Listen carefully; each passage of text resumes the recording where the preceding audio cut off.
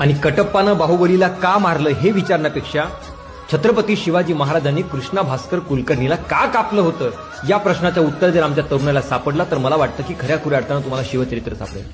तो दिवस होता 10 नोव्हेंबर 1659चा. छत्रपती शिवरायांचा आणि स्वराज्याचा नाश करण्यासाठी अफजल खान चालून आला होता आणि त्याच प्रतापगडाच्या पायथ्याशी छत्रपती शिवाजी महाराजांनी त्या खानाचा पोतळा बाहेर काढला होता. त्या अफजल खानाचा वकील होता कृष्णा भास्कर कुलकर्णी नावाचा.